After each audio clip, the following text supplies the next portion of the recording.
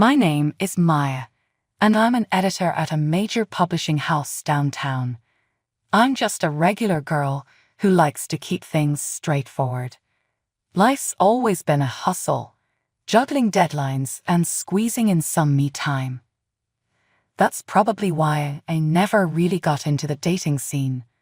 I usually preferred my own company, with a good book or a quiet walk in the park near my apartment. But that all changed on a sunny Saturday that seemed just like any other. I was deep into a podcast, strolling along without a care in the world. The park was buzzing with people and their pets, kids running around, full of life. I guess I lost track of where I was walking because the next thing I knew, a guy on a bicycle nearly collided with me. "Watch it," he yelled, swerving at the last second. His tone was harsh, and the annoyance was clear in his voice. "I'm so sorry," I blurted out, pulling out one earbud. I hadn't realized I'd wandered onto the bike path. He stopped his bike and turned around, looking more amused than angry now. "You've got to watch where you're going. This path's a jungle sometimes." "Yeah, my bad, totally my fault," I admitted, feeling a bit embarrassed. I brushed a stray lock of hair from my face and gave him a sheepish smile. He laughed, and just like that, the tension dissolved. "I'm Jake," he said, extending a hand. "Maya," I replied, shaking his hand. His grip was firm and confident. "So, Maya, always this distracted, or is it just my charming presence?" He had this cheeky grin that made me chuckle. "Just a long week at work. My brain's off enjoying the weekend already." "Fair enough. I was just about to grab a coffee at that place over there." He pointed to a small cafe at the edge of the park. "Care to join me? You know, as a peace offering for almost sending me flying." I considered it for a moment. He seemed nice, and honestly, I could use a coffee. Sure, why not? I could use a good coffee story to tell. As we walked to the cafe, Jake was easy to talk to. He told me about his job at a car sales company and how he liked to spend his weekends biking or hanging out with friends. He wasn't from the city. He moved here because he thought it offered more opportunities. "You know, big city dreams and all that," he said with a smirk. I shared a bit about my job too, how I loved books and ended up making a career out of that passion.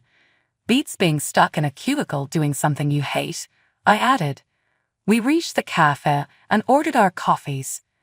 While we waited, I couldn't help but notice how comfortable I felt around him. It was strange because usually I'm a bit reserved around new people, but with Jake, the conversation just flowed. After meeting Jake, we started hanging out more. He was funny and easygoing, but it wasn't long before I started noticing little things that bugged me. It was nothing major at first, just small comments here and there that made me raise an eyebrow. One Saturday, we decided to go out for dinner, and somehow the topic of careers and family came up. We were just chatting about work and life, nothing serious, or so I thought. "So, how's the book world treating you?" Jake asked, taking a sip of his beer. "It's busy as always. Deadlines don't stop for anyone," I replied, poking at my salad. "Yeah, I get that, but you wouldn't want to be stuck in that forever, right? I mean, eventually, you'd want to settle down, maybe cut back on work hours," Jake said casually. I paused, fork midair. "Not really, Jake. I love what I do. I don't see myself giving it up anytime soon or ever, really." Jake shrugged. "Sure, but what about when we have kids? Wouldn't you want to be around more?" The question caught me off guard. "We?" I chuckled nervously. "That's jumping way ahead, don't you think?" He laughed it off. "Yeah, you're right. Just thinking out loud, I guess." I tried to shake off the discomfort, but it lingered. A couple of weeks later, Jake invited me to have dinner with his parents. I figured it was a good sign, things getting serious and all. I was nervous but hopeful. That dinner, though, opened my eyes a bit more. His parents lived in a cozy, well-kept house in the suburbs. His mom, Mrs. Thompson, was all smiles when we arrived. "Maya, so lovely to finally meet you. Jake has told us so much about you," she gushed, pulling me into a hug. "Thank you for having me, Mrs. Thompson. It's great to meet you too," I managed to say, returning her smile. Dinner was served, and everything was going well until Mrs. Thompson started talking about family and marriage. "You know, Jake was always the responsible one," she began, serving herself more potatoes. "We've always told him the importance of finding a good girl who knows her way around the house." Jake's dad nodded. "Absolutely. It's about building a good foundation. A man needs to provide, and a woman, well, she takes care of the home." I glanced at Jake, hoping he'd say something, but he just focused on his food. Mrs. Thompson continued, "It's how we raised our boys. Family first, right, Jake?" "Right, Mom," Jake said, finally looking up. His agreement felt like a punch to the gut. I tried to keep my cool. It's interesting because I've always been pretty career-oriented. I love my job, and I believe in contributing equally. Mrs. Thompson smiled a bit too sweetly. "Of course, dear, but you'll see, priorities change when you start having children. It's only natural for a woman to want to stay at home with her babies." The rest of the evening felt like a fog. We left shortly after dinner, and on the drive back, the air between us was tense. "Your mom has some strong opinions about family roles," I said, breaking the silence. "Do you see things that way too?" He hesitated, then said, "I think there's some truth to it. I mean, it worked for my parents." Despite the uneasy dinner with Jake's parents, our relationship continued. Somehow, the good times seemed to outweigh the bad, and I found myself agreeing to marry him. Looking back, love must have blinded me because those warning bells were still ringing in the back of my mind. The wedding planning started, and it was all a whirlwind.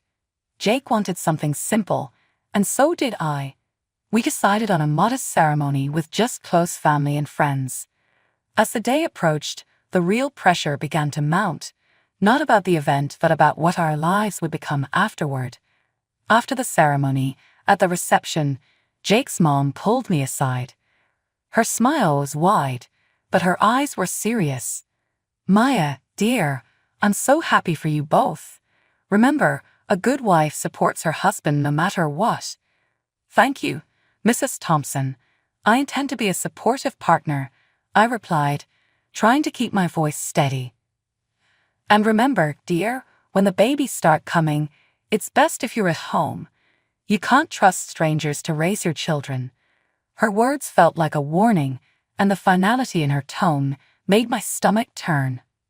I just nodded, not trusting myself to speak. Later, Jake and I had a moment alone. "Your mom talked to me about kids and me not working," I started, watching his reaction closely. "Yeah, she's just looking out for the future. She means well, Mia. You know how moms are." Jake brushed it off, taking a sip of his champagne. "But you know I'm not planning to quit my job, right? Even when we have kids." I pressed, needing him to understand. Jake paused, his face serious. "We'll see, Mia. Things change. We'll do what's best for our family." After our wedding, Jake suggested we move to a larger apartment closer to his work at the car sales company. The place was nice, bigger than our old one, but it was right next door to his parents' house. I had my suspicions about why he chose this particular spot, but I agreed, hoping for the best. Once settled, the reality of our new life together began to surface. Jake started bringing up his idea of a traditional family more often, where he would be the breadwinner and I would handle the household and eventually the kids. One evening, we sat down with our finances spread across the dining table, a mess of bills and budgets under the dim light. I tried to show him how keeping both our jobs was more beneficial, especially with the economy being unstable. "Look at these numbers, Jake. With both incomes, we're not just getting by, we're actually saving. It makes no sense for me to quit my job," I said, pointing at the spreadsheet. Jake shook his head, pushing the papers away slightly. It's not just about the money, Mia. It's about having a real family life, like my parents had. I sighed, my frustration growing. But it's not the past, Jake. Things are different now. We both need to contribute. He didn't seem convinced, and the discussion ended with a heavy silence. The situation got more complicated with his mother, Mrs. Thompson, living so close. She dropped by often, unannounced, each visit with a new critique about how I was managing our home. One afternoon, I was sorting through some work emails when she came in. Without a greeting, she started inspecting the house, wiping her finger along the bookshelf, looking for dust. "Maya, you really should focus more on keeping a cleaner house. A dusty home is not a healthy home," she said, her tone sharp. I clenched my teeth, trying to keep my cool. "I cleaned yesterday, Mrs. Thompson, and I work full-time. It's just a little dust. That's just it. You work too much. If you were home more, maybe things wouldn't slip through," she countered, walking over to the linen closet. She pulled out a sheet, checking for any signs of improper laundering. I followed her, my hands balled into fists at my sides. "I manage my time just fine, Mrs. Thompson. Jake and I are both happy with how things are," she tutted, shaking her head as she moved to the kitchen to scrutinize the contents of our fridge. A woman's place is taking care of her home and her husband. These modern ideas about women needing careers are nonsense. Every comment stung, and I felt my defenses rise. "Maybe that worked for you, but I'm not you. I won't just quit my job to become someone I'm not." When Jake came home that evening, I tried to explain how suffocating his mother's visits were becoming. He listened, but his response chilled me. "Mom's just trying to help, Maya. She has a lot of experience running a home. But it's our home, not hers. I need you to stand up for me, for us," I pleaded. Jake looked torn, but finally said, "She's my mom, Maya. She means well. We should at least consider her advice." The argument that night was long and painful. We went to bed angry, the first of many silent nights. As the days turned into weeks, I felt more like an intruder in my own home, constantly judged and found wanting. The pressure to conform to an outdated idea of a wife was relentless, and my resolve to maintain my independence was tested every day. As the months rolled by, Jake's nagging about me not pulling my weight at home started to increase. He'd come home from work, look around with a scowl, and comment on the dusty shelves or the dinner that was either too bland or overcooked, because I'd rushed it after a long day at the publishing house. His favorite refrain became, "If you can't manage both, maybe you shouldn't be working." One evening, after a particularly harsh critique of some slightly undercooked pasta, Jake let it drop. "Maya, I'm serious. If you can't meet me halfway and take care of the house properly, maybe we should rethink this whole arrangement," he said, implying that a divorce was on the table. I loved Jake despite everything, and I didn't want our marriage to fail over this. So, I made a decision that pained me deeply. The next day, I talked to my boss, Sarah, about quitting my job to become a full-time housewife. Sarah was shocked and tried to persuade me otherwise. "Maya, you're one of our best. Are you sure about this?" she asked, concern etched on her face. "I don't see any other way, Sarah. I have to try to make things work at home," I admitted, feeling defeated. Sarah, ever the problem solver, proposed a compromise. "What if you could work from home and manage your projects remotely? It's becoming more common now. You wouldn't have to quit." The idea seemed like a lifeline. I agreed to the arrangement but decided not to tell Jake. Instead, I told him I had resigned. He was overjoyed, thinking I had chosen our home life over my career. So, I started my new job as a housewife, seeing Jake off to work each morning and greeting him when he came home. But as soon as he left, I'd power up my laptop and dive into my editing work. It was a strange double life, but it worked. The money I earned from my remote job I secretly saved in a separate bank account, just in case. However, living on just Jake's salary was tougher than we thought. Despite my best efforts to economize, 3 months later, we were scraping the bottom of the barrel. I tried to bring up the topic gently. Jake, I think it might be necessary for me to go back to work. We're running through our savings too fast. Jake's reaction was swift and angry. That's because you're spending too much. You need to learn how to save properly, he snapped.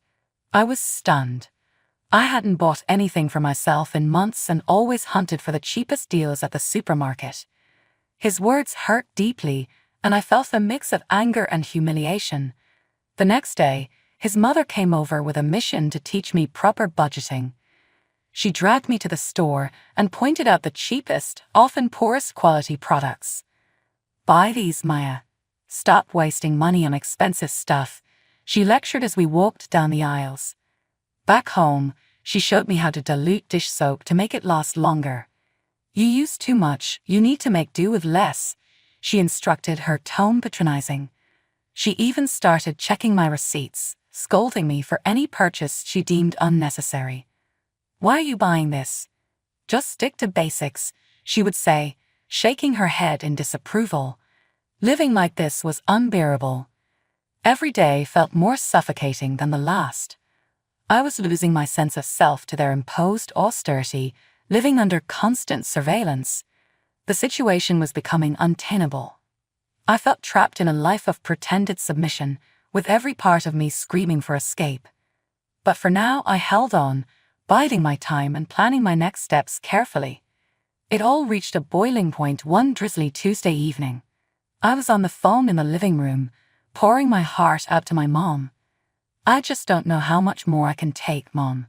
His mother is constantly over here, teaching me how to stretch $1 until it screams. I get it. We need to save, but this is too much. Mom's voice was a mix of concern and anger. Maya, that's not normal.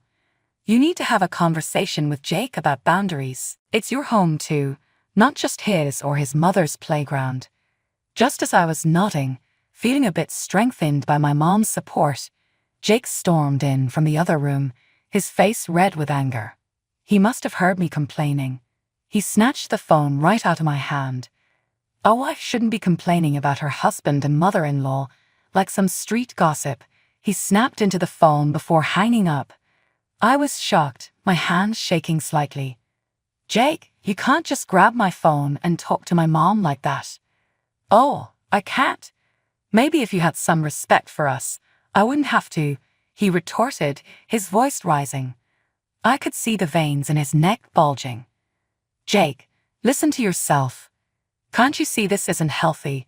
I pleaded, hoping to reach some part of him that remembered what love felt like. But he was beyond reason. Healthy? My mom was right. I should never have married you, he spat out, his words cutting deeper than I expected. That's enough, Jake. I'm your wife, not some puppet you and your mom can control. I shot back, my anger flaring. Then act like it or leave, he shouted, his face inches from mine. I stared at him, disbelief and sadness warring inside me. You want me to leave at 4:00 a.m.? It's dark and pouring rain outside. If you don't like how things are, then yes, get out, he replied coldly. His eyes were unyielding. I knew then that nothing I could say would change his mind or the situation. Shaking, I grabbed a few essentials, my laptop, some clothes, and my phone. When I went for my purse, Jake was quicker, snatching it away. You think you're leaving with this? I earned this money, not you. Fine. Keep it, I said, my voice hollow. I couldn't believe this was happening. I called a taxi and waited by the door, my heart pounding. The taxi pulled up, and I stepped out into the cold night air, drenched by the rain. As I climbed into the car, a strange calm settled over me. I was doing this. I was leaving. At the hotel, as I lay in the unfamiliar bed, I felt a surge of relief amidst the turmoil. Despite everything, I hadn't quit my job. My secret savings account, unknown to Jake, was now my lifeline. As dawn broke, I got up, the weight of my decision pressing down on me. Today was the day I would take control back. I had an appointment with a lawyer to discuss filing for divorce. It felt surreal, like a scene from someone else's life. The lawyer's office was a stark, unassuming place, tucked between a row of old brick buildings. Inside, Mr. Collins, my lawyer, was a straightforward man who wasted no time. "Let's get down to business," he said as soon as I sat down. "You're here to file for divorce, correct?" "Yes," I confirmed, my voice steadier than I expected. "I can't go back to the way things were." Mr. Collins nodded, serious. "All right. I'll need all the details. Any joint accounts, property, anything that needs untangling."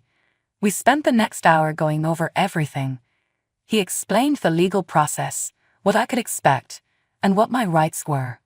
He was thorough, ensuring I understood every step before drawing up the necessary documents. "You'll need to serve these to your husband," he instructed as he handed me the envelope, sealed with a stamp that felt like the seal on my old life. Armed with the divorce papers, I went back to the apartment I had shared with Jake. He was still asleep, probably exhausted from last night's fallout. The apartment felt different as I packed my things. Every item I tucked away marked the end of another shared chapter. By the time I finished packing, Jake was stirring. He wandered into the kitchen, bleary-eyed and clearly confused to see my bags piled by the door. "What's going on?" he mumbled, scratching his head. I didn't have much to say, just actions to take. Instead of answering, I handed him the envelope. "These are for you," I said, my voice void of the emotion I felt inside. Jake tore open the envelope, a frown forming as he scanned the contents. "Divorce," he laughed, disbelief lacing his tone. "You think you can just walk out and everything will be all right?" He looked up from the papers, his eyes cold. "Come back when you're ready to apologize, and maybe I'll consider taking you back. But remember, you'll have to listen to my mother from now on." The absurdity of his words almost made me laugh, but I held it back. "I'm not coming back, Jake. I'm done. We're done." Walking out of that apartment, the air felt different, crisper, almost hopeful. I went straight to the new place I had rented days before. It was small, but mine alone, a place where I could start rebuilding. Each step felt heavy but right. A few weeks after moving in, I was back at the office, fully immersing myself in the whirlwind of publishing deadlines and author meetings. Being around my colleagues again, feeling the familiar rush of a fast-approaching deadline, reignited a spark in me that I thought I had lost. Days at the office blended into weeks, and before I knew it, I was back in my groove, managing manuscripts and deadlines with a new efficiency. The personal upheavals I'd faced had given me a fresh perspective, and I felt really good to be back. The familiar landscape of texts and typos was more comforting than I'd imagined it would be. During this time, I reconnected with old friends, people who knew me long before Jake. We met for drinks after work and shared meals on weekends. Slowly, I started to feel more like myself than I had in years. The laughter and light-hearted teasing grounded me, and in their company, I rediscovered parts of myself I'd forgotten. A few months into this new phase, I received an unexpected call from Jake. His voice was awkward and tinged with desperation. "Hey, I got laid off. Things are pretty rough," he started, stumbling over his words. "I was thinking maybe you could help me out financially." His request hung in the air, audacious and somewhat insulting given our history. "And, maybe we could start over. Rebuild. I mean, if you apologize to me and my mom and show some commitment here." His voice trailed off, hopeful yet uncertain. I couldn't help but laugh at the absurdity of his proposal. "Jake, you really think I'd come back to support you and your parents after you kicked me out? You're out of your job now, and suddenly all your high and mighty principles are gone." There was a pause. "So that's a no?" he asked, sounding smaller and deflated. "Jake, I'm doing really well, and honestly, I'm enjoying my freedom too much to give it up again. I hope you find your feet, but it won't be with me." My words were firm, sealing the end of our relationship. After hanging up, I felt a surge of empowerment. Jake's call, although ridiculous, had reaffirmed something vital for me. I was truly free now, and no offer or plea was going to change that.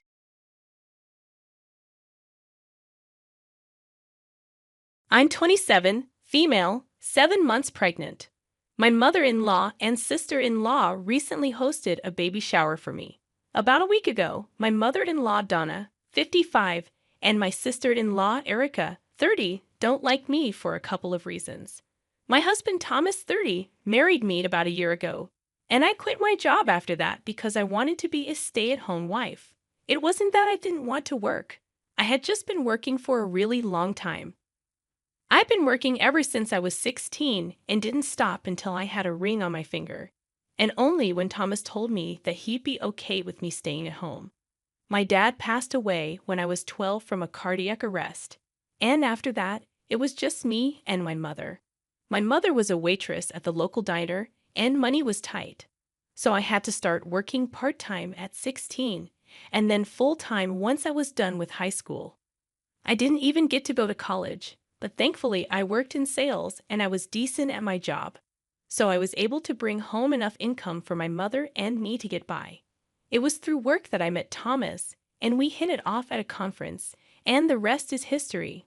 Unfortunately, while my life story of rags to riches might seem fascinating to most people, my mother-in-law and sister-in-law do not agree and think that I am a gold digger. Thomas was a branch manager at his firm and worked in a much higher position than me when I first met him. But that was not what drew me to him. I've never been able to explain to Donna and Erica that his bank balance had nothing to do with my love for him, and I would have married him even if he was a pauper. I knew that they would never accept me, so I didn't even try to impress them or win them over, and that just made me even more unpopular with them. In short, they didn't like me, and I didn't try to make them, so we just never got along. But after I announced my pregnancy, the two of them suddenly started showing an interest in my life. And I guess that was because I was carrying Thomas's future child, because otherwise, they would avoid talking to me as much as they could, and would only be civil to me out of courtesy. They started being very helpful and kind to me after the pregnancy announcement, and Thomas believed that they were finally warming up to me. But I could tell that something fishy was going on. It was just my sixth sense. I couldn't bring myself to fully trust them. But after a couple of months when they still hadn't said or done anything cruel to me, I started to believe that maybe they were actually trying to make amends for all the digs and insults in the past, implying that I was a gold digger and I was with Thomas just for his money. So I started trusting them and thought of them as my well-wishers, which they most certainly are not. A couple of weeks ago, they asked me if I was okay with them hosting a baby shower for me. By then, they had established enough trust with me, so I greenlit it, and even provided them with a list of guests I wanted to be invited to my baby shower. My mother wanted to be involved in the planning, but Donna and Erica told her that they'd got it, and that she didn't need to worry about anything. I guess I should have known right then, and there was something weird going on, but I didn't suspect anything. I figured that they just wanted it to be a surprise for me, so they didn't want my mother to be involved. Weeks passed, and I didn't hear anything about the baby shower until they sent me an invitation. I even checked in with all the guests that I had asked for, and all of them received it as well. So I believed that they were doing everything perfectly, and I was actually happy. Then, last week, finally on the day of the baby shower, I accidentally read the time wrong and showed up an hour early at the venue. They wanted it to be an all-women event because they wanted to take the more traditional route, and I was okay with it. So my husband wasn't there, and I had to take a cab to get to the venue because I didn't feel like driving. Once I got there, I realized that I was an hour early since I couldn't see any cars in the parking lot apart from donors. So I decided to give them a surprise and made sure that I headed towards the doors very quietly so they wouldn't hear me coming. Then I peeked in to check out what they were up to. I saw them casting a video on a screen that they'd set up, and it was just the two of them having a go at me in the video, saying the most horrible things about me and then laughing. I could tell that the video was from quite a while back because in the video, Erica had blonde hair and she only had that shade around the time of my wedding. So I guessed that this video had probably been recorded at that time. I was horrified at the things that they were saying, and I couldn't believe that they were playing this in the place where they were supposed to host my baby shower. One of the things that Erica said was that she knew for a fact that I'd probably get pregnant within the first year of my marriage so that I could really tie her brother down, and he'd never be able to escape ever, and even if he tried to, I would always have the child support and alimony to look forward to. And then the two of them laughed in the video and also in real life. I couldn't take it anymore, so I decided to enter the room and confront them about that video. They were pretty startled to see me and tried to stop sharing it on that screen. But they didn't know that it was already too late, and I'd seen everything that they didn't want me to see. I asked them why they were playing that video and when they had even recorded it or why. So Erica tried to explain to me that this was a roast video that they had recorded from my wedding. But they didn't actually get to play it because Thomas threatened to cut ties with them if they pulled off something like that. And honestly, good thinking on his part because I wouldn't have been able to tolerate this at my wedding. I know that roasts are meant to be funny, but it's only funny when people who you love are the ones roasting you. Not so much when you know that the people saying terrible things about you actually mean those things. And I knew for a fact that Erica and Donna meant every single word of what they were saying in that video. They tried to tell me that they had included the pregnancy joke so they could play it at the baby shower and pass it off as a joke, since now Thomas couldn't have a say in this. Then they told me that the intention of the video was to show that this is what they used to think of me back then when I first married Thomas. But now I was really a part of the family. They had accepted me, and apparently, they even had a big speech planned after that video where they were going to tell me how much they loved me and what I meant to them. They said that the intention of playing this video was to show how far we had come as a family. But I didn't buy it. I stormed out of the place, called Thomas, and demanded that he pick me up and take me back home. I explained everything to him on the phone, and since he already knew what video I was talking about, he got everything instantly, and I didn't have to waste much time. After I was done with the phone call, Donna and Erica came running out of the venue after me to convince me to stay and kept asking me to forgive them. They didn't consider how I would feel on watching this video. They were only thinking about how heartfelt this would seem, but now they realized that this was a stupid idea. They kept telling me that they didn't mean to hurt me, but that meant nothing to me because I had trusted them with my baby shower. And they had completely shattered all the trust I had put in them by planning to play that video. I told them to back off, but they didn't listen to me and kept trying to get me to stay. So I finally just snapped and told them that I wasn't interested in whatever they planned for me because now I knew what they really thought of me. And I didn't believe them even for a second when they said that they were going to make a speech about how much they loved me afterwards.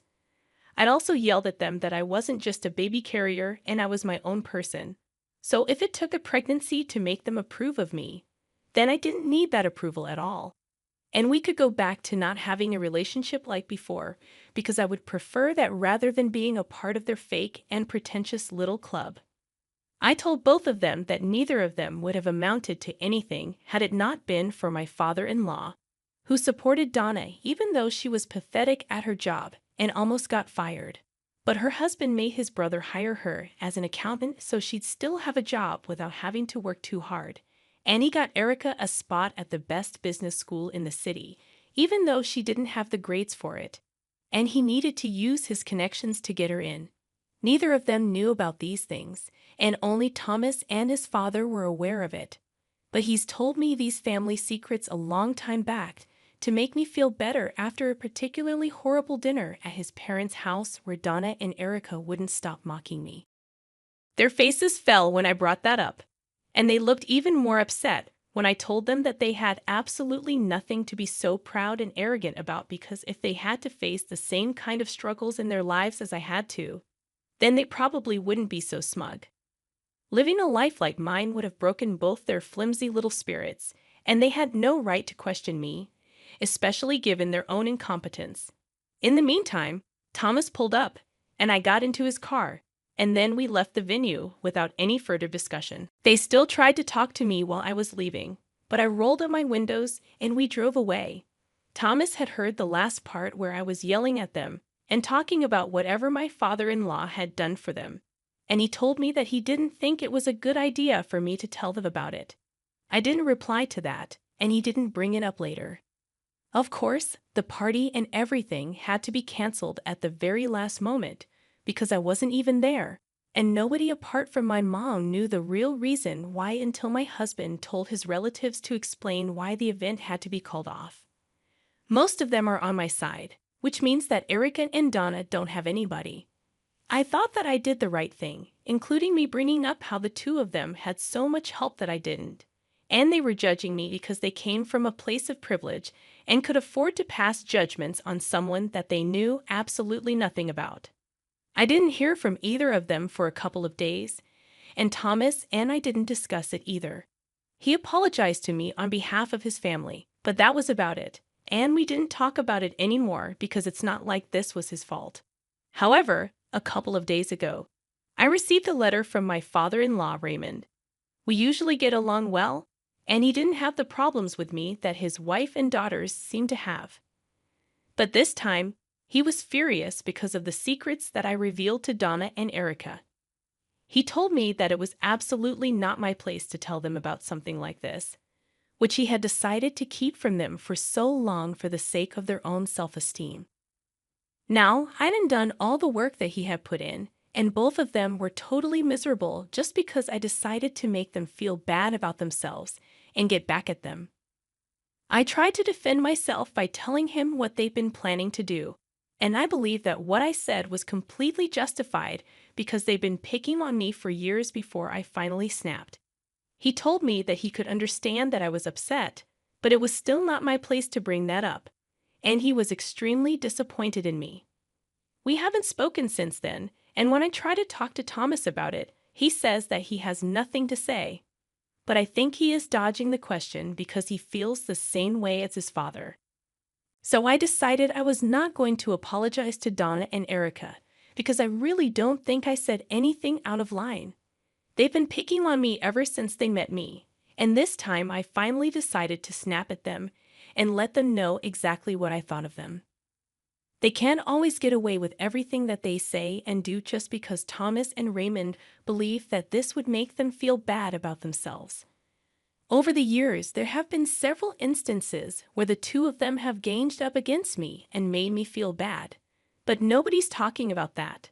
So why is it such a big deal if I do the same thing to them that they've been doing to me for years? I also told Thomas about how I felt because I sensed that he agreed with his father. Now I couldn't care less about what Raymond thinks, but I need my husband to be on my side. So far, he's always maintained the peace of the family by telling me to ignore whatever his mother and sisters say. But I feel like he needs to realize that I'm his wife, and he needs to stand up for me. I told him that he cannot have this diplomatic approach to things between me and them anymore because that's unfair to all of us, and he needs to pick a side. I was afraid that he would disagree with me or fight with me over this, but he agreed wholeheartedly and even apologized to me for being too scared to do the right thing. He confessed that he was afraid that if he stood up for me and fought with his mom and sister, he would be ostracized from the family, and they mean a lot to him despite their behavior. So he was afraid of standing up for me. But he did realize now that he had a duty towards me as well and couldn't just always expect me to suck it up and keep ignoring every little thing that they did just because I was stronger than them. It wasn't fair to me, and he'd come to the conclusion that he was going to cut his family off. I was touched because I know what family means to him, but I guess now it's about time that there are some real consequences to Donna and Erica's actions, because I still haven't forgiven them for whatever I saw in that video.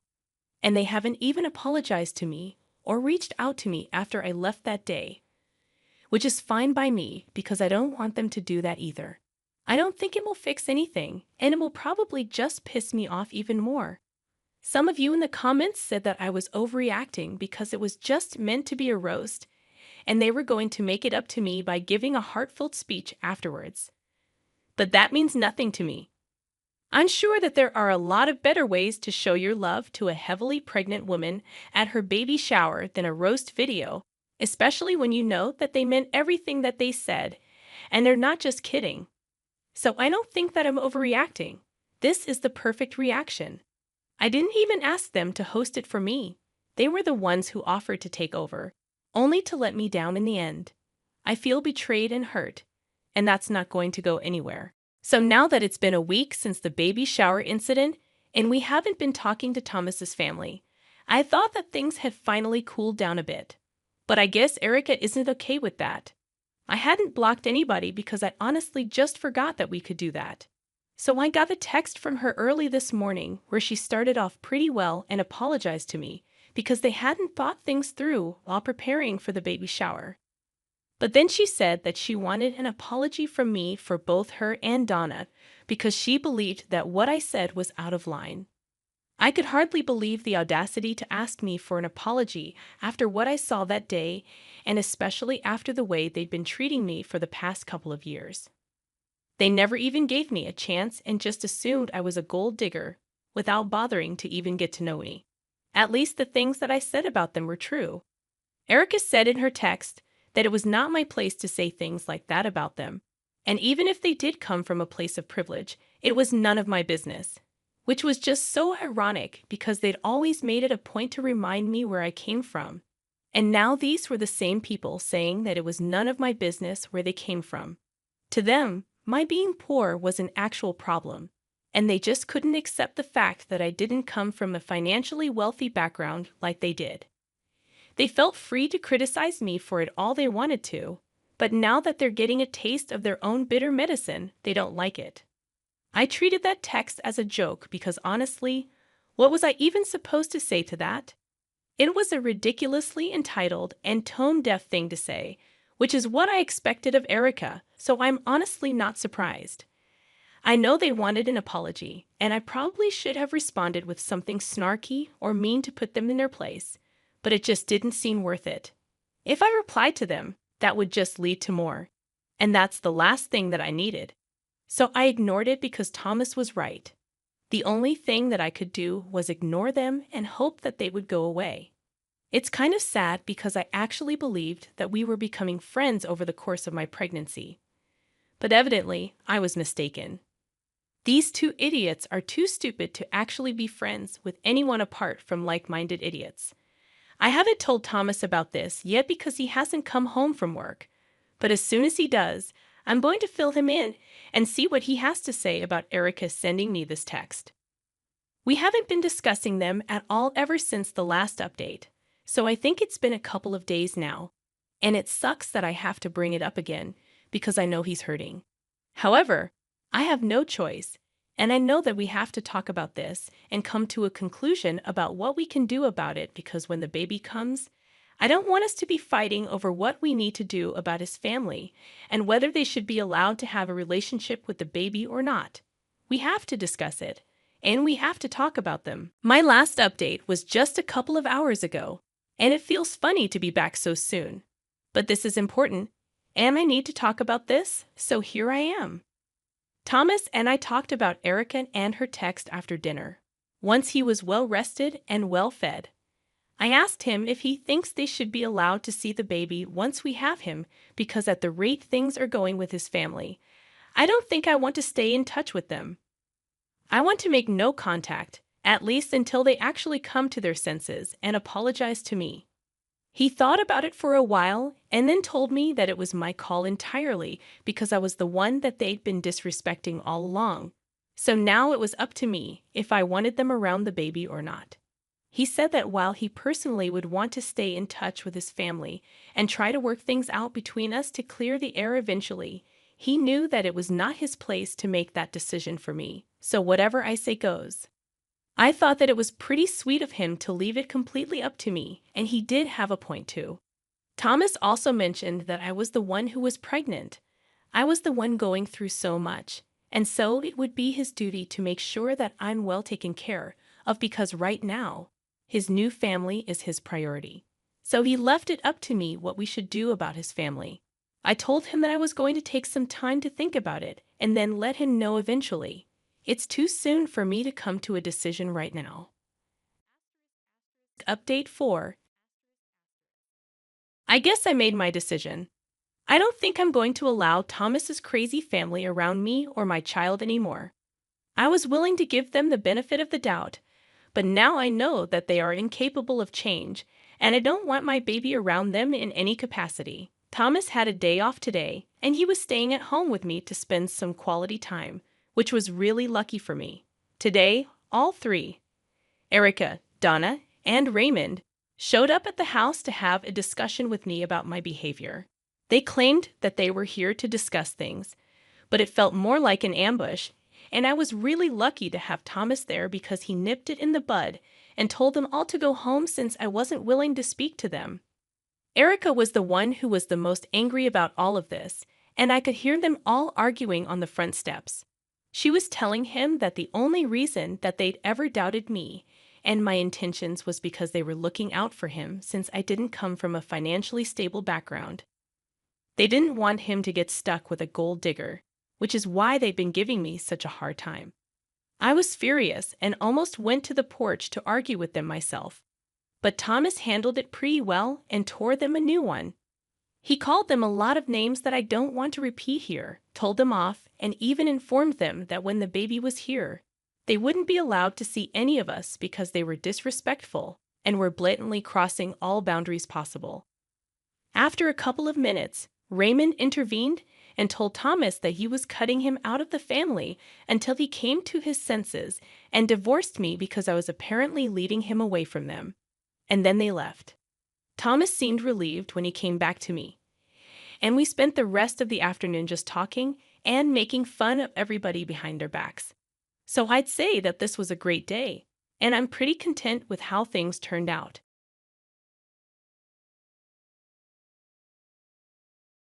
Before delving into anything else, I want to shed light on my relationship with my sister. There's an age gap of 11 years between us. I'm currently 36, while she turned 25 this year. Her arrival wasn't exactly planned, much like mine. Our parents had me when they were just 20, so my sister's appearance 11 years later came as a surprise. Being the youngest in the family, she was indulged and pampered excessively during her childhood. Despite our age difference, I never harbored any jealousy towards her. In fact, I often spoiled her myself. Both my parents and I are dentists by profession, a path I chose out of genuine interest. When my sister expressed her desire to pursue acting, I supported her wholeheartedly. Convincing our parents to let her enroll in film school was no easy feat. They deemed it an unstable career choice reliant on luck. However, I believed in her talent and assured them of my support, even if her acting aspirations didn't pan out. This wasn't the first time I advocated for her. During her teenage years, I often persuaded our parents to let her attend parties, stay out late, or go on trips, ensuring she experienced life to the fullest. My devotion to her knew no bounds. I'd even shoulder the blame for her mistakes. Such was my affection for my little sister. Unfortunately, my well-intentioned actions seemed to have had unintended consequences. Despite our hopes that she would outgrow her brash demeanor, she only became more insolent and self-centered over the years. Nevertheless, she managed to secure a proposal from her boyfriend of 2 years, now her husband. I wasn't invited to the wedding due to a trivial disagreement, a decision that stung deeply. Despite this, I remained the most enthusiastic about her impending nuptials. She reached out to me first after the proposal, and in the following weeks, I dedicated myself to helping plan the extravagant affair she desired. Despite her struggles as an actress, she dreamt of a grand celebration, one she couldn't afford alone. My parents were generously covering my sister's wedding expenses, and her boyfriend's affluent family also contributed. With her husband's stable engineering job, financial concerns weren't pressing. I'd offered to cover her wedding dress expenses, hoping she'd opt for something sensible. Additionally, a friend owned a bridal boutique and offered us discounted rates. Initially, my sister agreed to this arrangement. However, she later expressed a desire for a designer gown costing $8,000.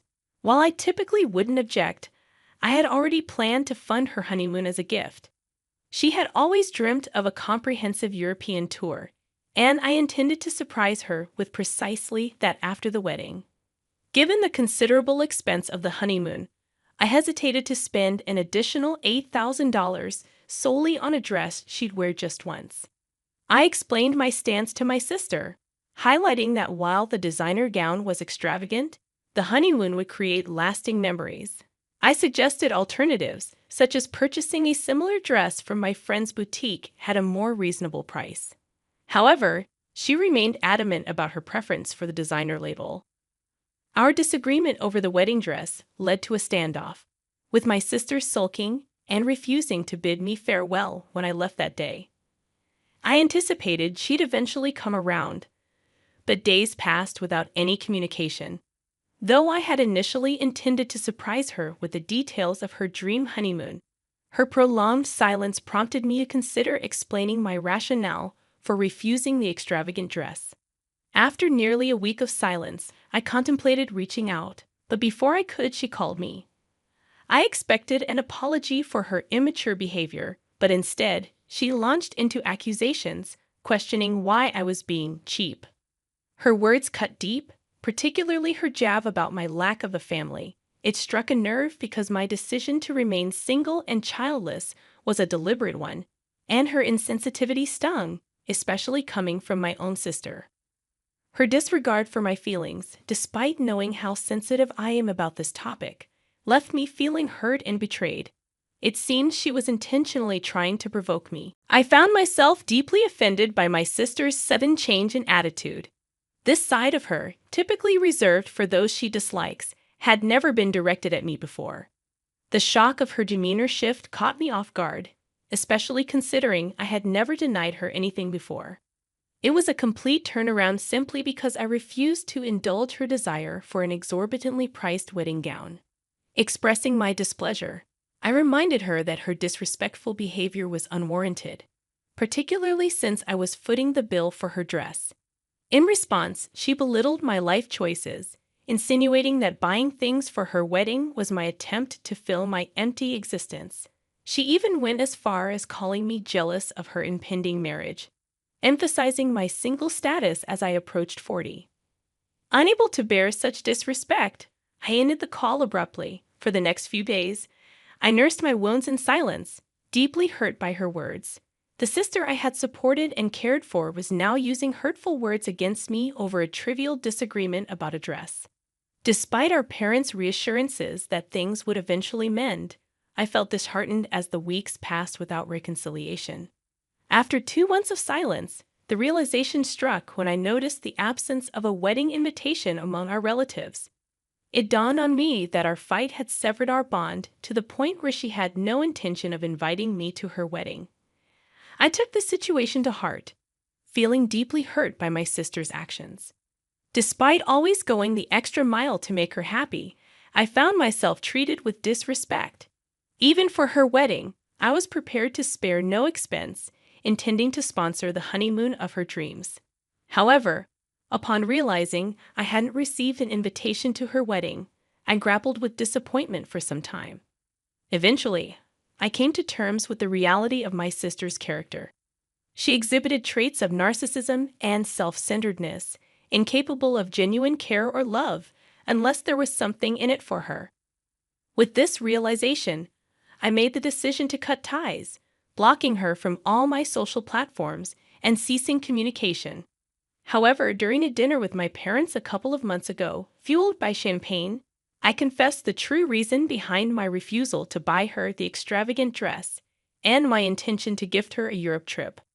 Although I later sobered up and made my parents promise not to disclose this to my sister, they broke their word. On the morning of her wedding, my sister unexpectedly appeared at my door. Startled and unprepared, I hesitated to let her in. Instead, I called her to inquire about her sudden visit. She politely requested entry, but I stood my ground, refusing to entertain her presence.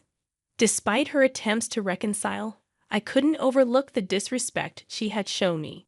Her sudden change of heart puzzled me, leading me to suspect our mother had divulged the details of the original gift I had planned for her. Confirming my suspicions, she admitted to knowing about my intended surprise, expressing remorse for her past behavior and extending an invitation to her wedding as a gesture of reconciliation. If only she had chosen to deny any knowledge of the gift and expressed genuine remorse for her actions, perhaps I would have reconsidered. But instead, she lacked the foresight to fabricate a plausible excuse and confessed to being motivated solely by the revelation of the intended gift.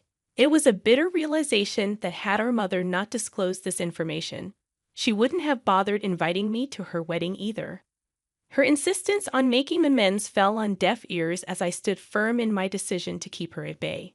Despite her protests and pleas, I remained resolute, unwilling to entertain her attempts at reconciliation. Her audacity to suggest that I couldn't dismiss her presence on her wedding day only fueled my frustration. I snapped, informing her that her last-minute invitation held no significance for me, and I had no intention of attending her wedding. As she continued to argue over the phone, insisting on the importance of her personal invitation, I chose to end the conversation once more. However, her outburst outside my door, hurling insults and even kicking it, only exacerbated the situation. Though tempted to involve the authorities, the early hour and my grogginess dissuaded me, opting instead to return to sleep and address the matter with my mother later. It was a struggle to shake off the lingering upset as I tried to drift back into sleep. Finally succumbing to exhaustion, I managed to doze off, only to be jolted awake by the incessant buzzing of my phone. Groggily, I answered the call from an unfamiliar number, thinking it might be work-related. To my dismay, it was my sister's husband on the line. Without preamble, he launched into a tirade, joined by their friends, hurling insults and laughter my way. Stunned by the onslaught, I could barely comprehend their words amidst the cacophony of abuse. After enduring the verbal assault for what felt like an eternity, I hung up in disbelief. Minutes later, I called my mother, seeking answers. She confessed to revealing the details of the intended honeymoon to my sister the evening before the wedding, hoping it would prompt her to seek reconciliation. Regrettably, her actions backfired, and I found myself subjected to further humiliation. My mother was unaware of the phone call, as she had been outside with her friends, taking photos.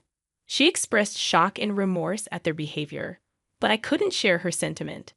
This petty and spiteful display was characteristic of my sister, and I found myself seething with anger, not just towards her, but also towards my mother for her misguided intervention. For the next few hours, I stewed in my room, silently fuming and plotting my next move. Anger simmered within me, directed not just at my sister, but at my mother as well.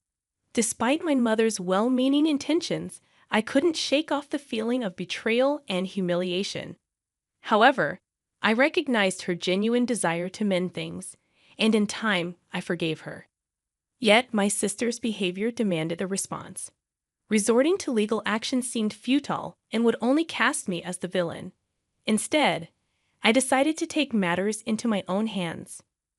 Channeling my frustration and spite, I impulsively booked tickets for a European adventure, inviting a friend to join me. It wasn't solely an act of retaliation, but also a personal endeavor to inject some excitement into my life. I had always played it safe, shying away from spontaneity, but this trip was a departure from that pattern. As my friend and I embarked on our journey, I documented our experiences on social media, fully aware that word would eventually reach my sister. Purposefully keeping mutual connections intact, I ensured she would learn of my exploits. True to expectation, news of my travels reached her, leaving her devastated. While my actions achieved the desired effect, eliciting remorse from my sister, I couldn't ignore the backlash from others. My mother, in particular, admonished me for being petty and failing to consider the significant age gap between us before proceeding with my plan. Her words struck a chord, and I couldn't shake the feeling of regret. Despite my sister's remorse and the sympathy from those around me, I couldn't escape the nagging guilt. As the dust settled, I found myself grappling with conflicting emotions, questioning the righteousness of my actions, and feeling remorseful for the pain I had caused. In hindsight, I realized that perhaps I had gone too far in seeking retribution, and I couldn't shake the feeling of being a jerk. Update 1. Firstly, I want to express my gratitude for all the supportive comments and reassurance. Your kindness truly means a lot to me, especially during this difficult time. Some of you have pointed out that I may have been foolish in my actions towards my sister, and I agree. I realize now that I went overboard in trying to please her and ended up spoiling her more than she deserved. I suppose I was somewhat of a pushover because I believed that family would never treat me poorly, but I've learned otherwise. Additionally, I've come to recognize the unfair treatment I've received from my parents, particularly due to our significant age gap. Just because I'm 11 years older doesn't mean my feelings are any less valid. It's frustrating that my parents have chosen to intervene now that my sister is upset, despite taking a step back when I needed their support earlier. Although I haven't confronted them about this yet, I plan to address it if my mother reaches out to me again.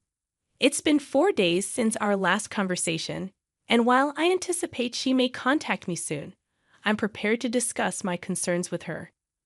During our last phone call, I noticed my father whispering to my mother, indicating he had thoughts to share but refrained from doing so to avoid adding to the drama. While I didn't mention it previously, given the current circumstances, I feel compelled to vent and express my frustrations. I'm still on my trip, putting on a brave face when I'm out with my friend to avoid dampening his spirits. However, internally, I'm grappling with a whirlwind of emotions and feeling pretty upset about the entire situation. Update 2. After nearly 3 weeks of silence, my mother finally reached out to me, not to apologize, but to inform me that my parents had decided it would be best if we didn't meet for a while to avoid upsetting my sister. It's apparent that my feelings hold little importance to them. Adding insult to injury, she revealed that they were sponsoring my sister's trip to Barrie, further highlighting their blatant favoritism. I couldn't help but sarcastically commend my mother for her sudden proactive maternal behavior, albeit at the expense of meddling in my sister's affairs. I expressed my wish for her to have shown the same concern for me when I was struggling with my sister's silent treatment over a trivial matter like a dress, and then promptly ended the call. Shortly after, my father reached out via text, admonishing my behavior towards my mother and insisting I rectify the situation if we were to maintain a semblance of a relationship. I tersely dismissed his admonitions, blocking him without further ado. I've resolved not to allow my family to disrupt my holiday any longer. Fighting for their attention seems futile, especially at my age. I refuse to be dragged into the high school-like drama orchestrated by my sister and enabled by my parents. Having invested a significant sum into this tour, I'm determined to make the most of it. While I hadn't confided in my friend about the familial turmoil until now, today I decided to open up to him. He reassured me that the issue lies not with me, but with my family's favoritism towards my sister. His words were a much-needed reality check, affirming that it's time for me to extricate myself from this toxic dynamic. For too long, I've harbored hope that my family would come around, but now I understand that's unlikely and I'm finally at peace with it. Update 3. I'm back from my European adventure after almost 6 weeks of exploring the streets of various countries. I don't want to come across as preachy, but this trip has truly transformed me and reshaped my outlook on life. I feel like a completely different person now, which is probably why I'm not bothered by the fact that my parents have disinherited me. It's okay. I have enough income to support myself. On a happier note, something unexpected happened during the trip. My friend, the one I traveled with, and I are now together. It happened about a week ago when we were sharing a bottle of wine. He confessed that he had feelings for me for quite some time, and to my surprise, I realized that I felt the same way. We've been friends for almost 8 years, and while I had harbored feelings for him, I was afraid to ruin our friendship by admitting them. But now we're together, and I couldn't be happier. Reflecting on everything that has happened, the drama with my sister, the fallout with my parents, it all seems insignificant now. This vacation was exactly what I needed for myself, regardless of any desire for revenge or validation from my family. I'm genuinely grateful for the experience and the newfound happiness it has brought me.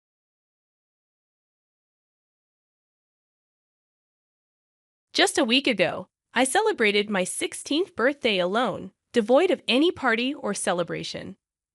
My parents, in their usual indifferent manner, barely acknowledged the milestone before dropping a bombshell. I was to be kicked out of our family home. The catalyst? My older sister, Amanda, their apparent favorite, who at 22 was 7 months pregnant. In a house with 4 bedrooms, my parents decided I should vacate so the new arrival could have its own space. They presented this decision matter-of-factly, leaving me stunned by their lack of concern for me. Despite my low expectations, their callousness still managed to surprise me. They assured me they would continue to cover my expenses until I turned 18, but insisted I could no longer reside with them. I meekly questioned why the nursery couldn't be set up in the guest room, only to be told it was reserved for Amanda's boyfriend. It was a clear demonstration of their skewed priorities. My parents, Amanda and her partner, and soon the baby, all had designated rooms. Amanda's absence during this discussion seemed calculated to spare her guilt. Our relationship had always been distant due to the age gap, but I never expected her to endorse my eviction. Disappointed and hurt, especially on my birthday, I resigned myself to their decision without protest. Realizing that my parents' affection was beyond reach, I silently packed my belongings. They assisted, perhaps eager to expedite my departure. The car ride to my aunt's house was filled with their chatter, oblivious to my withdrawn demeanor. Upon arrival, they dropped me off without a hug or a kiss, leaving me to confront the reality of my familial rejection. My aunt greeted me with genuine warmth, appreciating my presence in a way my parents never seemed to. As we conversed, I confided in her about my disappointment with my parents' actions. Initially taken aback, her smile faded into a concerned frown as I recounted the morning's events. Without a word, she excused herself to make a phone call, leaving me to ponder her sudden change in demeanor. From the next room, I could hear her engaged in a heated argument, a rare occurrence for her typically soft-spoken nature. It was evident that my parents had stirred her ire. When she returned, her face flushed with frustration, I learned that my own father, her brother, had twisted the truth, claiming that I had willingly proposed the arrangement to accommodate the baby and was content with leaving home. My aunt, being single and uninterested in marriage or children, saw my presence as akin to having a roommate, easing any financial burden with my father covering my expenses. Believing that I desired this living arrangement, she readily agreed to take me in. It became clear that my father's deception had painted a false picture, manipulating my aunt's perception of the situation. Despite the betrayal, my aunt's affection for me remained steadfast, believing that I had willingly chosen to live with her. My aunt had initially agreed to take me in, but upon learning the truth, she called my dad to confront him. She was upset, and so was I. This situation felt uniquely difficult for someone my age. I'd always known my parents favored my sister, but this was extreme. They had lied to my aunt to cover up their actions, fully aware of how wrong it was. They prioritized accommodating my sister's boyfriend over my comfort. Even though my sister could have easily lived with him, my parents insisted on keeping her close, even at my expense. Feeling deeply wounded, I made a decision to expose my parents' actions online. Uncertain if my aunt would support this, I waited for her to leave the room before pouring out my emotions into a post on my phone. In it, I detailed not only the events of that painful day, but also the long-standing unfair treatment I'd endured at home. As I typed, emotions overwhelmed me, and tears flowed freely. It wasn't just an exposure of my parents. It became a raw, emotional outpouring. After posting, fear gripped me, and I switched off my phone, dreading the repercussions. An hour passed in anxious anticipation, during which I attempted to distract myself with a book, though my mind couldn't focus. When my aunt awoke and rushed into the room where I sat, she calmly inquired about my post. Honestly, I admitted to her that I had indeed posted something, and our conversation ended there. Turning my phone back on, I discovered that my post had been seen by numerous family members, and my inbox was flooded with messages. Relatives expressed solidarity, offering support and encouragement. Their words lifted my spirits momentarily, until I braved my parents' messages. Filled with vitriol and anger, they demanded I remove the post. My father's texts were particularly hurtful, containing cruel words and even expressing regret for my existence. Unsurprisingly, my mother's texts echoed the same tone as my father's, while my sister's messages held a slight difference. She expressed a desire to speak to me in person, leaving it at that. Feeling overwhelmed by the flood of messages, I set my phone aside without responding to anyone for the next couple of days. However, I made the decision to block my parents, as I had no desire to engage with them further. While legally obligated to provide for me until I turned 18, I felt no need for further communication. My aunt supported my decision, and in the days that followed, there was no indication that my father attempted to contact her. We maintained a facade of normalcy, pretending as though nothing had occurred. Knowing she stood by me was all the support I needed. For a week, I distanced myself from my parents until the day they unexpectedly appeared outside my school. My friends, aware of the situation, formed a protective barrier around me as my parents yelled my name. Reluctantly, I approached them and made it clear that I wanted nothing to do with them anymore. Ignoring my refusal, my parents insisted that I accompany them home immediately. Confused by their sudden change in attitude, I questioned their motives. It seemed clear to me that their sudden concern was more about salvaging their reputation within the family rather than genuine care for me. Refusing to comply until they provided an explanation, I demanded to know why they were acting this way all of a sudden. Despite their evident frustration, they persisted in their request for me to return home. Concerned about my friends overhearing our conversation, they urged me to speak with them in private. Once alone, my parents revealed their true intentions. They admitted that their sudden urgency stemmed from my lack of response to their calls and texts. Furthermore, they disclosed that they needed me back home to secure their inheritance. The fallout from my online post had spread throughout the family, reaching even my paternal grandparents. Aware of their financial leverage, my grandparents threatened to revoke my father's inheritance if they continued mistreating me.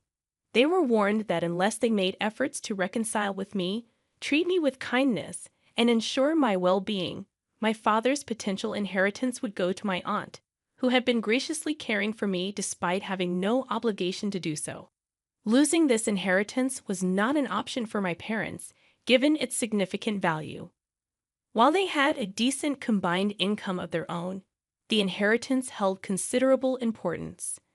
I understood their concern, but their attempts to frame their actions as a favor to me rather than a self-serving endeavor were transparent. Disregarding their pleas and protests, I made it clear that their inheritance mattered little to me. Walking away from their screams, I returned to my aunt's house, where I recounted the ordeal. Seeing her annoyance, she took action to prevent a repeat of such incidents.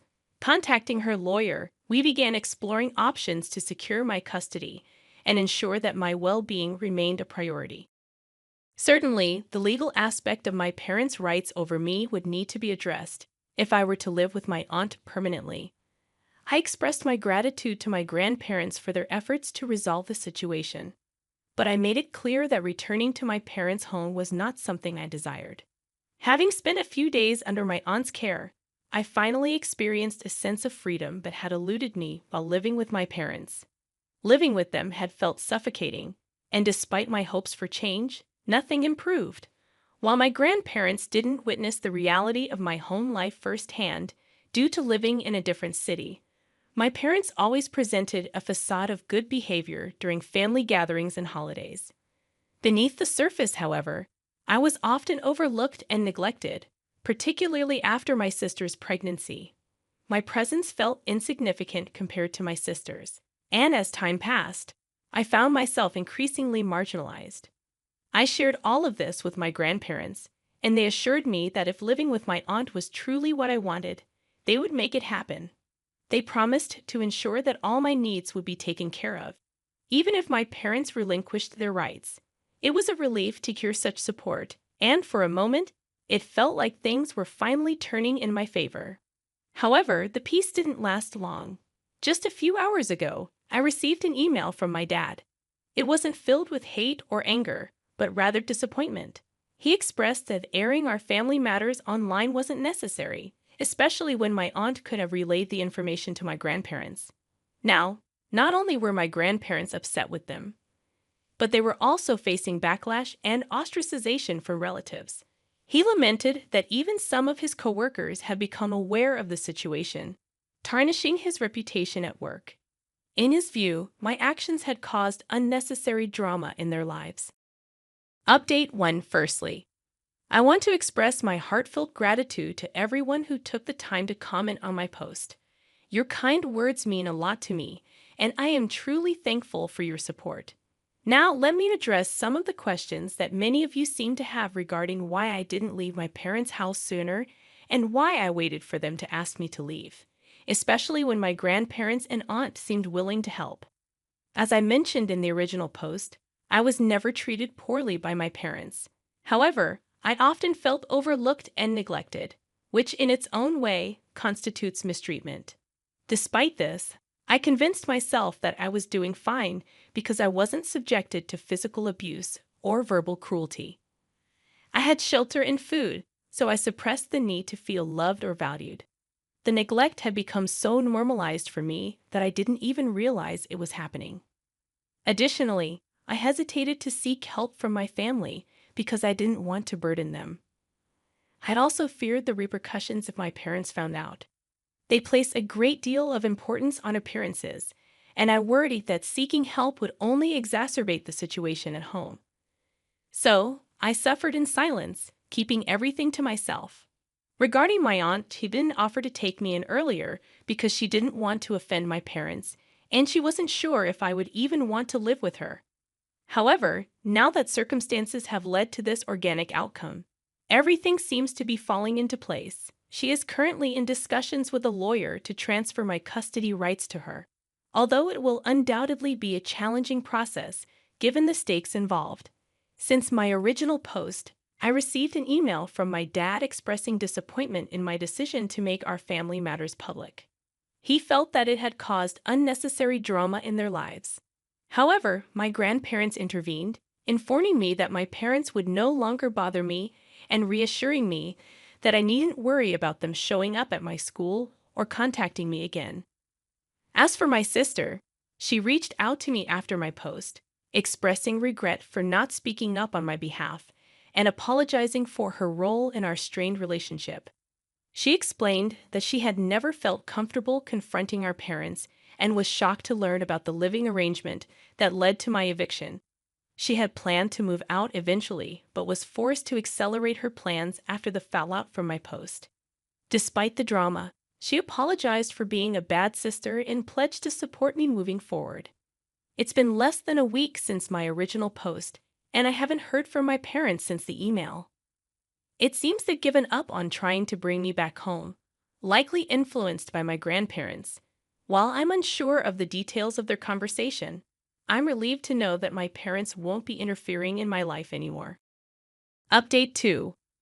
Just 3 days have passed since my last update, and today my aunt informed me that my parents have agreed to relinquish their parental rights. The necessary paperwork is in progress, and soon my aunt will officially take over the legal aspect of my custody. I have mixed feelings about this development. On one hand, I'm relieved that I'll finally have a home where I feel wanted and valued. However, there's also a sense of emptiness and sadness. It's strange that this is finally happening, but deep down, I know it's for the best. This is what I've wanted all along. Update 3. Hey, everyone. It's been a couple of weeks since my aunt became my legal guardian, so that's a positive step forward. I recently learned that my parents agreed to give up my custody because my grandparents gave them an ultimatum. They could either lose their entire inheritance or retain half of it, while relinquishing my custody and promising not to interfere with my life again. It's no surprise they chose the latter option. Frankly, I'm not bothered by their decision. It feels like I've dodged a bullet, and I'm glad to be free from their influence. I'm still in touch with my sister, though my parents are attempting to reconcile with her before her due date. However, she's requested some space for herself at the moment, urging them to stop pressuring her. It's almost comical how they managed to create such a mess in our family. Nonetheless, I'm content with my aunt, and that's what truly matters to me now.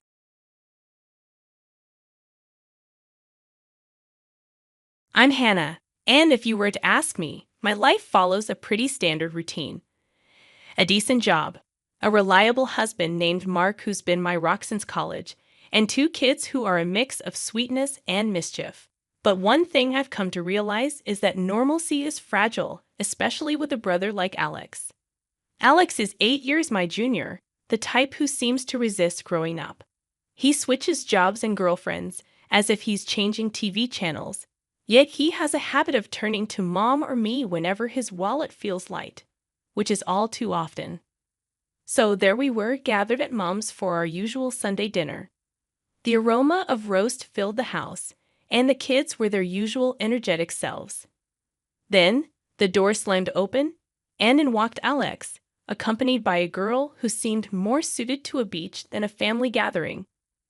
Her dress was so short that Mark nearly choked on his tea when he saw her. "Family, meet Lisa," Alex announced proudly, as if introducing a prize. "My fiancé. And guess what? We're expecting a baby."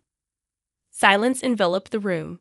Mark coughed violently, Mom froze with her mouth half open, and I just stared, internally sighing. "Here we go again. Alex, are you out of your mind?" I couldn't help myself. I blurted out. "You can barely take care of yourself." Lisa, hands on her hips, regarded me with disdain. "We're very happy, thank you. And we don't need negativity, right, babe?" Alex nodded, wrapping an arm around her. "Yeah, we're doing great." Mom struggled to find her words. "Congratulations, but Alex, have you thought this through? A baby is a big responsibility." "Of course he hasn't," I muttered, earning glares from both of them. "Listen, Hannah," Alex shot back. "I don't need a lecture from you. We'll be fine, right, Lisa?" "Absolutely," Lisa agreed, adding, "and we'll need some help, obviously, starting with living here for a while." "Living here?" I exclaimed, "with Mom? Are you kidding?" Lisa snapped. "It's not like we have anywhere else to go. And it's not forever, just until Alex finds a new job." "And when will that be?" I retorted sarcastically. "You planning on job hunting between gaming sessions?" Alex shrugged nonchalantly. "I'll figure it out. I always do."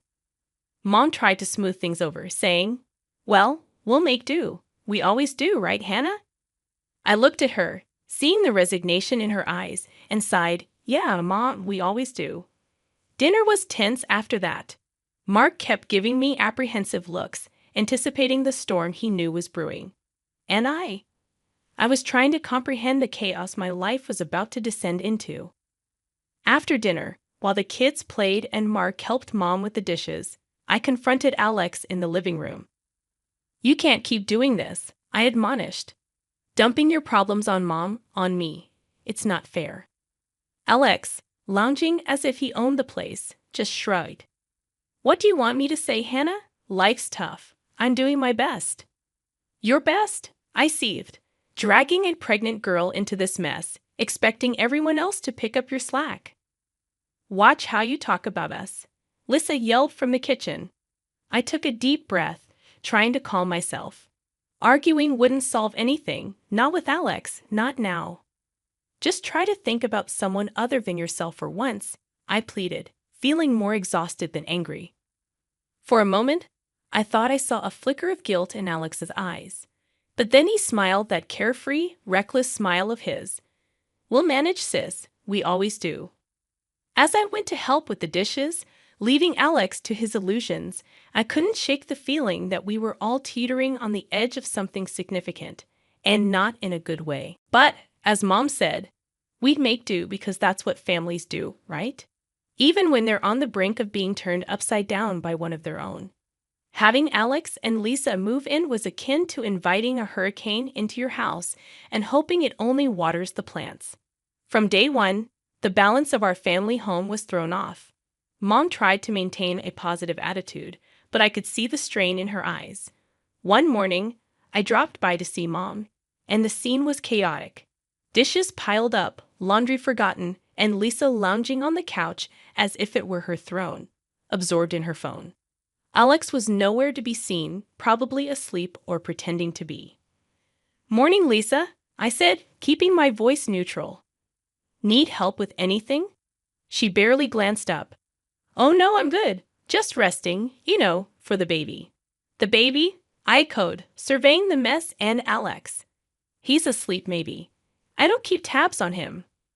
"Of course not," she replied casually. "Why start now?" I sighed and began picking up. Mom entered, her smile forced.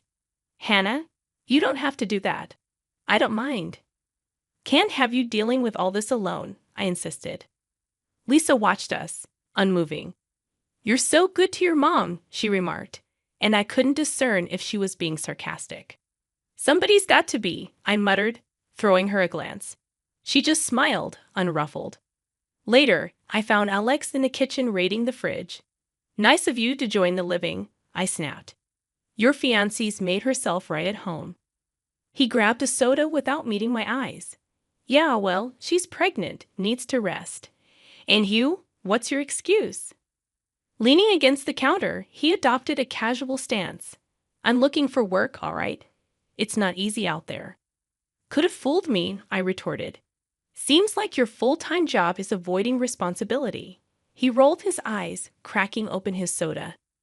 "Why you always gotta be on my case, Hannah? I'm handling it." "By handling, you mean letting Mom clean up after you too?" I shot back. He didn't have an answer to that, just sipped his soda and shrugged.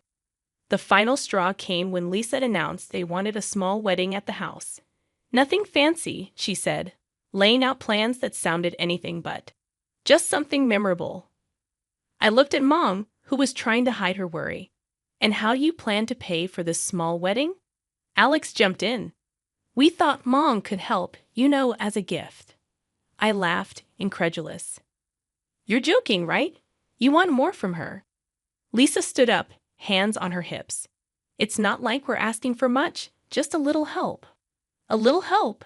I was fuming now. "You've done nothing but take since you got here. Mom's on a fixed income, and you're planning a wedding like she's made of money." Alex tried to intervene. "Hannah, come on, it's just." "No, Alex, enough is enough," I interrupted. "You two need to start taking responsibility for your own lives. Mom's not your personal ATM." Lisa's face went red, and for a moment, I thought she'd yell, but she just scoffed. "Fine, we'll figure it out ourselves." "Yeah," I said, heading for the door. "You do that." I told Mom, "Don't let them bully you into paying for anything. It's time they learned the value of money." Mom nodded, but I could see the conflict in her eyes. She wanted to help Alex, but knew it wasn't helping in the long run. That night, Mark and I talked it over. "You can't keep fighting their battles, Hannah," he said, and I knew he was right. But it wasn't just about fighting battles. It was about protecting Mom from being taken advantage of. The next day, I made it clear to Alex and Lisa, "You're adults. It's time to act like it. No more handouts. If you want a wedding, a life, you work for it." Their response was a mix of shock and anger, but I stood firm. This was the wake-up call they needed, whether they appreciated it or not. The addition of a new family member should have been a joyous occasion, and in a way it was. Lisa gave birth to a beautiful boy, a bundle of joy that brought a rare smile to everyone's faces, especially Mom's. She was over the moon, completely taken with her new grandson. But the joy was a double-edged sword. It was Mom, not Alex or Lisa, who ended up doing most of the caring for the little one. Watching her juggle her grandson alongside everything else was both heartwarming and heartbreaking. Alex and Lisa's approach to parenting was, let's just say, hands off. While Mom cooed and cuddled the baby, Alex was glued to his computer screen, and Lisa was out more often than not, treating them all like her personal playground. The contrast couldn't have been starker. Life at Mom's had spiraled into a daily soap opera, minus the scripted resolution at the end of each episode. On one of my visits, I caught Mom poring over a pile of receipts that could easily be mistaken for a novel, with expenses that made my eyes water. Designer outfits, jewelry, luxury items that screamed extravagance from miles away. And there was Alex, engrossed in his virtual world, oblivious to the real one crumbling around him, his newborn son a mere background to his gaming adventures. Alex, isn't it about time you hit pause and maybe, I don't know, looked for a job? My attempt at lightheartedness did nothing to pierce his focus. He grunted something unintelligible, not once tearing his gaze from the screen. Working on it, he mumbled, the same old song and dance. And Lisa, I gestured to the mountain of receipts. This isn't exactly helping, she shrugged, a gesture that conveyed a universe of indifference. I rounded on Mom. How can you just sit by and watch them drain you like this? Mom sighed, a sound so heavy it seemed to carry the weight of the world. It's only money, Hannah. I can't lose my grandson over it. That's when Lisa waltzed in, arms laden with shopping bags, a triumphant grin plastered across her face. Nothing like a little retail therapy, she announced, dropping her spoils on the table as if she returned from a successful hunt. Therapy? More like grand larceny, I muttered. Mom can't keep this up, Lisa, I said, my voice firm. Her eyes narrowed to slits, her voice cold and sharp as ice. And neither can you? Perhaps we should just leave then. Let's see how often Mom gets to see her grandson after that. The thread hung in the air like a toxic cloud, threatening to choke us all. I looked to Mom for a sign of outrage, but she met my gaze with a resigned shake of her head, a silent plea to drop it. Later, in the sanctuary of the kitchen, I tried again. You can't let them use you like this, Mom. It's not right. She continued her tea ritual, a calming contrast to the storm brewing in my chest. I know, dear, but what choice do I have? That's my grandson. There has to be a line, Mom. They're walking all over you. She handed me a cup of tea, her eyes locking onto mine with an intensity rarely seen. I'll handle it, Hannah. Trust me. I've got this under control. Control. The word tasted bitter. Seems more like they're controlling you, I said. She patted my hand, a gesture meant to soothe. Just trust me, dear. As I left, the image of Alex lost in another world, while Lisa admired her latest shiny trinket gnawed at me. Mom might think she had a handle on things, but from where I stood, it looked like we were all being dragged down by their weight. The trouble started when Mom got sick. Out of nowhere, one day she was fine. The next she was rushed to the hospital with what turned out to be a serious condition. I was there in a heartbeat, barely had time to grab my purse before I was out the door. The hospital became my second home, sitting by her bed, holding her hand and praying she'd pull through. I called Alex, tried to get through to him and Lisa, telling them Mom's sick. She's in the hospital. You need to come now. But all I got back were excuses. We're a bit tied up right now, Hannah. You know how it is? Alex would say, or Lisa would chime in with. We've got plans already. Can't just drop everything. Plans. Their social calendar was apparently more important than their sick mother lying in a hospital bed. I couldn't believe it. Couldn't understand how they could just carry on with their lives, partying and living it up while Mom was fighting for hers. I was running on fumes between my job, the kids, and now this. But I didn't have the luxury of being tied up or having plans. Mom needed me. So that's where I was, every day, hoping for some improvement, for her to wake up and tell me everything would be okay. 2 months of this hell. And then just as suddenly as she fell ill, she was gone. I was there, holding her hand, telling her I loved her, that I'd look after everything, not to worry. And where were Alex and Lisa? Out living their lives without a care in the world, not even bothering to see if Mom, or their son for that matter, needed them. The funeral was a blur of faces, condolences, and the overwhelming feeling of loss. But Lisa, in her barely there black dress, managed to stand out, drawing disapproving looks and whispers from everyone. Alex was just as detached, showing no sign of grief, almost as if he was relieved it was all over. The day after, I went to Mom's house, needing to feel her presence. But I was met with Lisa's sneering face. "Looking for something, Hannah?" she mocked, blocking the doorway. "I need to get some of Mom's things," I said, trying to keep my voice steady. "Oh, I think you're mistaken. This is our house now." "You have no business here," she replied, smirking. Alex came up behind her, a smug look on his face. "Yeah, Hannah, Mom changed her will. Everything's ours now. Maybe you should have spent less time at the hospital and more time securing your inheritance." I was speechless, anger and disbelief swirling inside me. "You can't be serious. Mom wouldn't do that," I managed to say, my voice cold. He shrugged, enjoying every moment of my distress. "Believe what you want, but you're not welcome here," he said, while Lisa laughed, enjoying the spectacle. "Guess you should have been nicer to us, huh?" Their cruelty hit me hard, but I wasn't about to show them how much. "We'll see what the notary says about this," I managed to say, my voice cold. "Good luck with that," Alex called out as I walked away, their laughter echoing behind me. A week after the funeral, we all ended up in the notary's office, a place I never thought I'd be, fighting a family battle. The air was thick with tension. You could cut it with a knife. Alex and Lisa were smirking like they already won the lottery, but I had a card up my sleeve they didn't see coming. The notary cleared his throat, and the room went dead silent.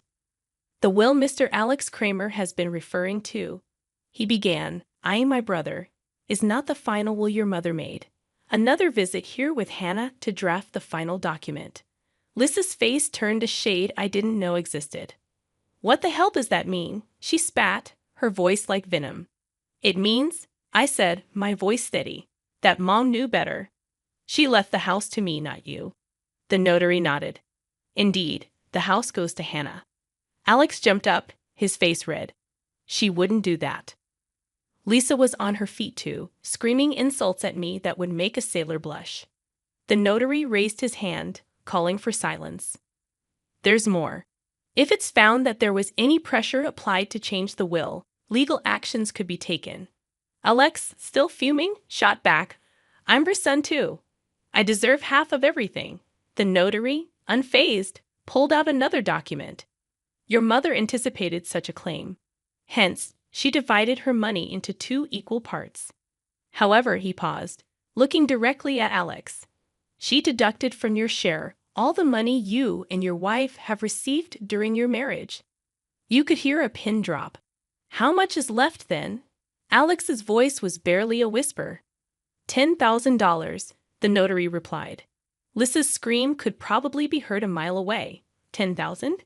That's it? I couldn't help but feel a mix of sadness and relief. Mom had seen through their greed.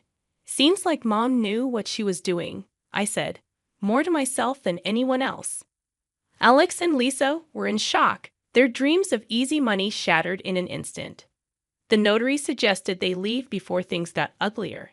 And they did, but not before throwing a few more choice words my way. After the showdown at the notary, things escalated pretty quickly. Alex and his wife, Lisa, were set on clinging to Mom's house like they owned the place.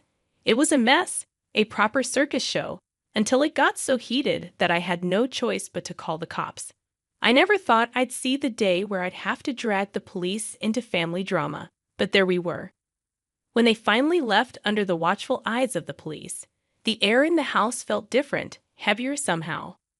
Mark and I started the grim task of taking inventory, noting the gaps where things used to be. It was clear as day they'd been selling off Mom's things. My heart sank. How could they? I was livid, ready to drag them through the courts. "I can't believe this, Mark. They've stolen from us from Mom. We should sue them for everything they've got left." Mark, ever the voice of reason, put a hand on my shoulder. "Hannah, I know you're angry, and you have every right to be, but think about it. Maybe, just maybe, they'll use that money for something good, for the kid."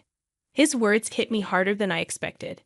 It was a slim hope, clinging to the idea that maybe, just maybe, they'd finally start acting like responsible adults for their child's sake. It didn't make what they did right, but it gave me a sliver of hope that maybe the cycle would break with their son. Deep down, I knew Mark was right.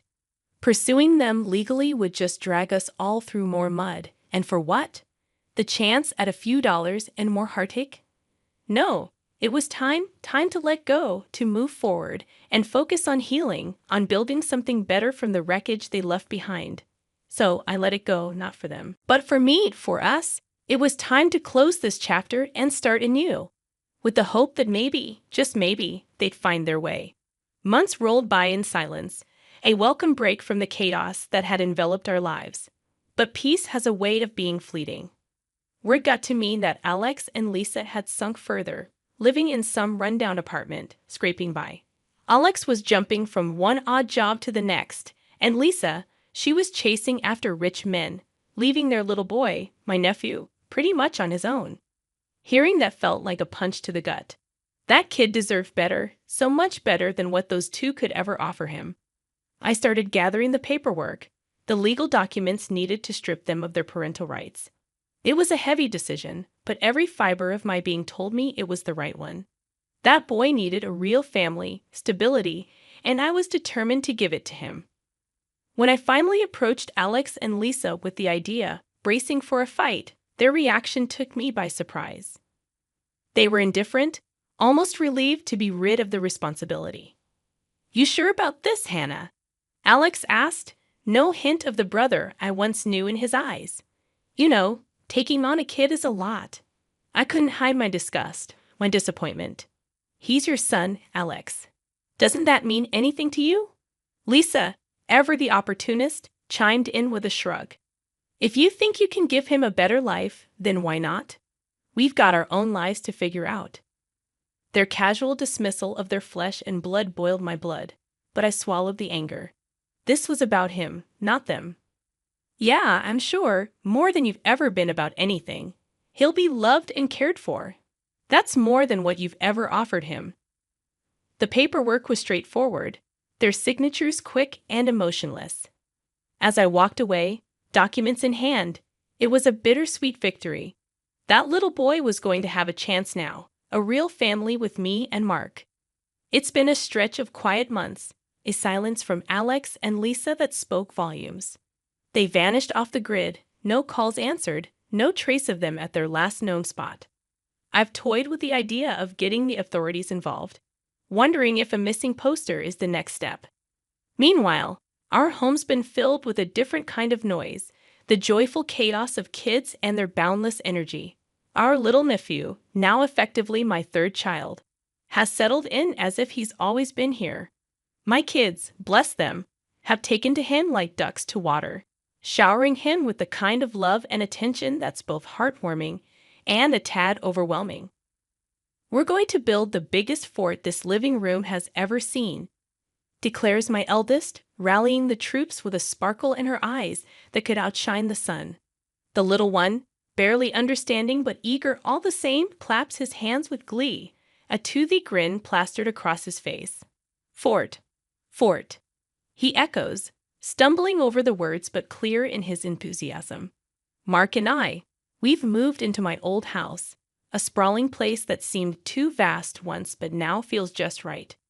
There's a room for every mood, a space for every laughter, and a corner for every whispered secret.